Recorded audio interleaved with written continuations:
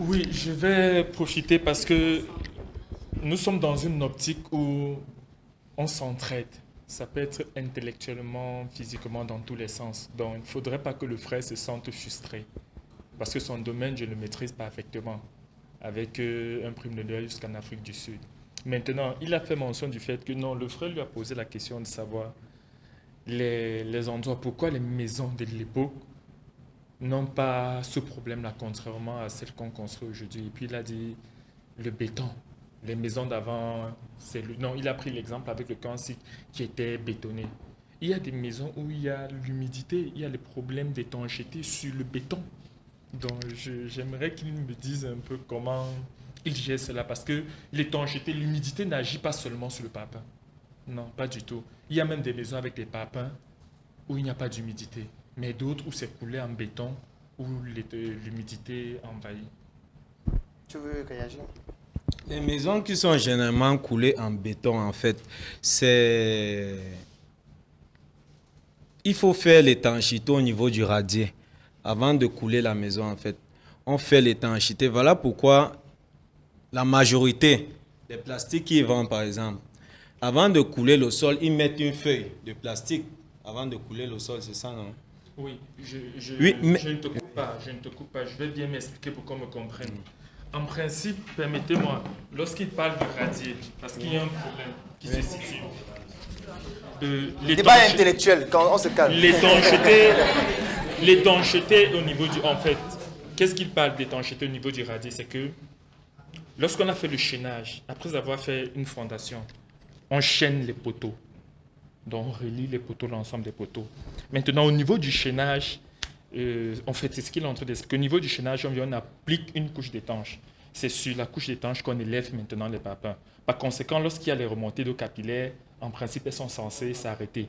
Maintenant, on ne peut pas le faire sur les poteaux, parce que les poteaux à la base sont coulés. Si on crée un film, au moment où on coule le poteau, ça veut dire que le béton ne va pas adhérer.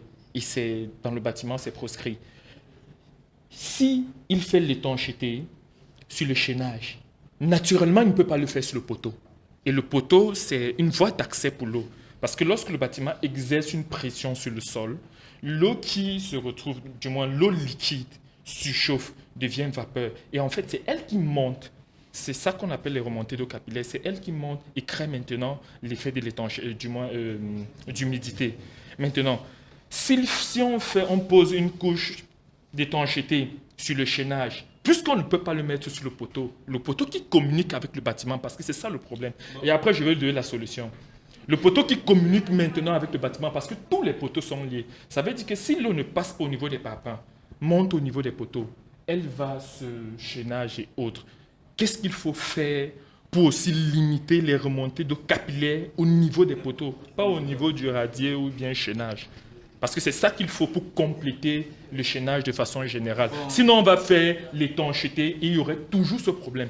C'est la raison pour laquelle la majeure partie des bâtiments, en grande majorité, parce qu'on pense juste que non, il faut venir faire l'étanchéité, il faut prendre tel produit, il faut appliquer, et puis ça résout le problème. Pourtant, c'est faux. Ok, tu vas réagir?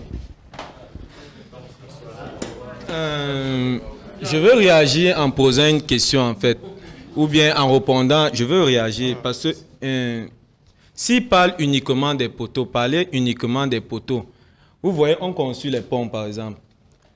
Les ponts, les poteaux sont trempés, émergés dans l'eau. Pourquoi est-ce qu'il n'y a pas remontée d'eau par capillarité là-bas? C'est une question. Non, en fait, c'est justement ça. Parce que le problème, c'est ceci. Les poteaux d'une maison, d'abord, c'est vibré, écoulé, et il y a les adjuvants qu'on ajoute généralement dessus. Et quand on parle d'adjuvants, ça s'appelle les retardateurs, les accélérateurs, ou bien les adjuvants étanches, quoi, au niveau des poteaux. Parce qu'on ne peut pas saigner, on ne peut pas désolariser le poteau, comme vous avez tantôt dit. Donc, sur les poteaux, pour un ingénieur averti, il met les produits, il bourre les produits, là, des produits hydrofugés qui sont étanches, en fait. Vous voyez un peu? Donc, techniquement, c'est ça. Et on peut aussi faire, il y a les produits, il y a les nappes qui sont faits pour uniquement étancher les poteaux. Uniquement. Il y en a sur le marché. Je rejoins juste le docteur Claudel quand il t'a posé la question en disant, ça veut donc dire que dans ton domaine, tu n'es pas spécifique. S'il y a des produits, on peut simplement venir dans un immeuble et puis on dit à ceux qui construisent que, ok, d'accord, dans le béton, il faut mettre tel type de produit, par exemple, et le tout serait joué. C'est ce que je fais. C'est ce que je fais et je vais décrire dans mon... Ok. Est-ce qu'on peut applaudir pour les débats?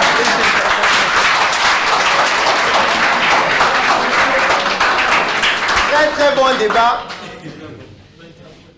Mais ce qui me fait mal, c'est que ce débat ne soit pas sur Internet. On a besoin de plus en plus de ce type de débat sur Internet, dans des directs, sur vos pages, sur vos publications, dans vos vidéos. Si on en avait de plus en plus, on serait tellement enrichi chaque jour. Je saurais que si je veux construire une maison, je m'en vais sur ta page. Je vois ce que tu fais, je vois tes réalisations, je peux te contacter. Je peux même décider de vous mettre tous ensemble. Je dis, voilà un immeuble, qu'est-ce qu'on fait? C'est ça le gros problème qu'on a. Et ça aussi, c'est un plan marketing. C'est un plan marketing. Vous avez vu, vous êtes en train de débattre, tout le monde était captivé. Parce que tout le monde vit ça directement ou indirectement. Soit chacun vit ici dans une maison où il y a des remontées capillaires, où il y a l'humidité. Soit ici, quelqu'un est en train de faire un chantier où il n'a pas envie qu'il y ait l'humidité plus tard. Donc du coup, c'est un débat qui intéresse tout le monde. Sauf que vous êtes en train de faire ce débat en dehors de l'endroit où les gens qui sont intéressés en grand nombre sont. Et c'est pour ça que dans tes stratégies, quand tu dis que tu vas prendre les lits, tu vas te balader dans les chantiers par chantier pour le faire. Entre le faire et faire des communications en ligne, selon toi, qu'est-ce qui est plus efficace? C'est de le faire en ligne. Non seulement c'est moins coûteux, ça va toucher plus de personnes. C'est ça le but de la conférence que nous sommes en train de faire aujourd'hui. C'est de vous faire comprendre qu'en fait, chacun de nous ici a une compétence très pointue certainement dans un domaine, ce qui l'a poussé à se lancer dans un produit ou dans un service. Mais les stratégies qu'on utilise au quotidien afin de faire en sorte que notre activité, un, soit plus valorisée et deux, puisse nous permettre de pouvoir avoir des revenus beaucoup plus conséquents, ne sont pas optimales. Parce que quand tu parles de livret, aller déposer dans les chantiers, ce n'est pas pertinent, pas du tout. Aujourd'hui, il y a des choses beaucoup plus pertinentes que ça. Comme tu trouvais des astuces plus pertinentes pour réduire le problème de remontée capillaire, sur le plan aussi du marketing, il y a aussi des stratégies plus pertinentes. Donc, il faut aussi que tu te mettes à jour, même sur le plan du marketing. Sinon, tu vas être quelqu'un qui est très fort techniquement, mais au final, tu meurs avec ton talent. Parce que tu n'as pas su utiliser des stratégies qui permettent de mieux valoriser ton talent. Et c'est ça le plus gros problème. Donc, s'il faut résoudre ton problème spécifiquement, la première chose, c'est qu'il faut modifier tes objectifs. Parce que tes objectifs sont trop vagues. De dire que tu veux faire en sorte que le Cameroun soit étanche, déjà, tu ne peux pas y arriver. C'est un objectif qui est inatteignable pour plusieurs raisons.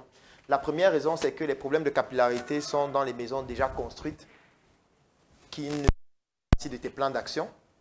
Ça veut dire qu'eux, déjà, tu les abandonnes, alors que ce sont les plus nombreuses. Parce qu'entre les maisons déjà construites et les maisons en construction, qu'est-ce qui est plus important? Et toi-même, tu as dit que dans la plupart des maisons, quand tu entres dans 10 maisons, tu prends les problèmes de capillarité. C'est-à-dire que le problème le plus grave, c'est dans les maisons déjà construites. Ça veut dire que si tu veux même vraiment résoudre ce problème, tu dois commencer par les maisons déjà construites. Parce que les maisons en construction, on peut même avoir la présomption que les ingénieurs savent ce qu'il faut faire, ils vont résoudre le problème. Et même si le problème vient, il va venir peut-être dans 10 ans ou dans 5 ans. Par contre, il y a des gens qui ont ce problème maintenant.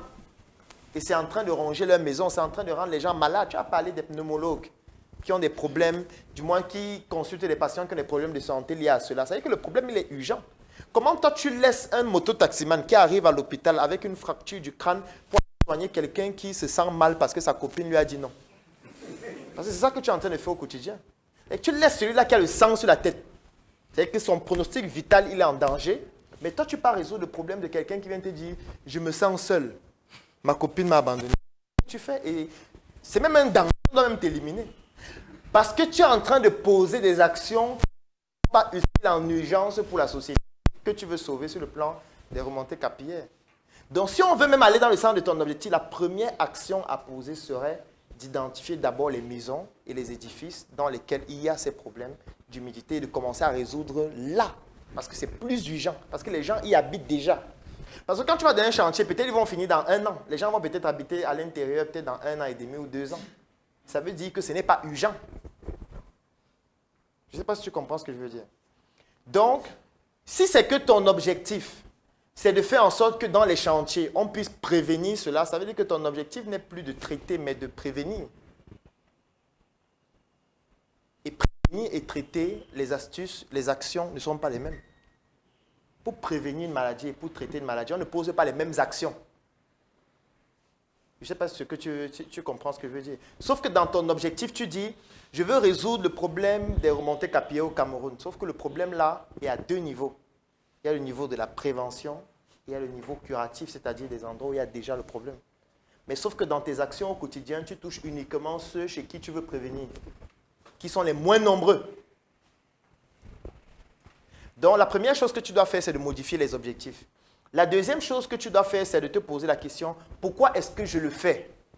Est-ce que je le fais pour gagner de l'argent? Est-ce que je le fais parce que, bon, j'ai déjà un certain niveau financier qui est satisfaisant et je le fais juste parce que je veux aider les gens?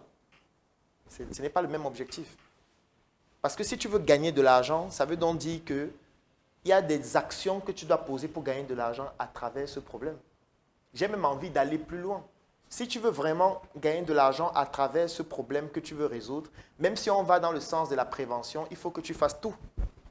Il faut que tu te lances dans le BTP globalement, que tu ne sois pas seulement là pour dire que tu vas résoudre les problèmes de remontée capillaire. C'est-à-dire que tu sois vraiment en train de gagner des marchés pour faire tout une fois. Parce que c'est difficile qu'on te confie uniquement ce marché.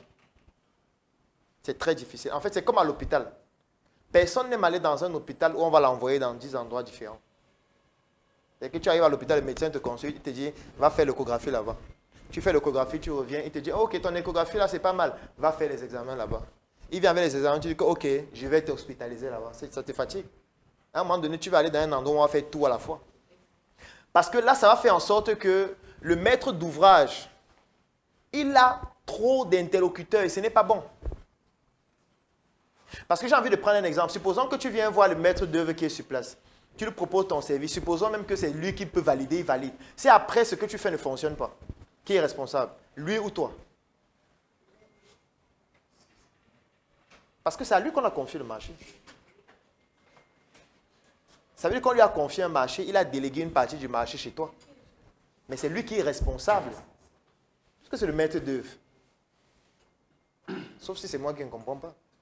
Parce que si on me confie quelque chose, je viens te dire de faire, ça veut dire que je suis responsable de ce que tu fais. Si tu fais mal, je suis responsable de ça, puisque c'est moi qui t'ai confié ça. La mission est simple. Voici une arme capable de changer le mindset du continent africain. Détruire l'obésité de l'inconsistance intellectuelle, dans laquelle se cache le coffret VIP. Il possède une arme contenant 200 heures de formation et 8 ans d'expérience entrepreneuriale. Recevez le pouvoir de devenir une meilleure version de vous-même. Armez-vous de cette clé pour une réussite entrepreneuriale.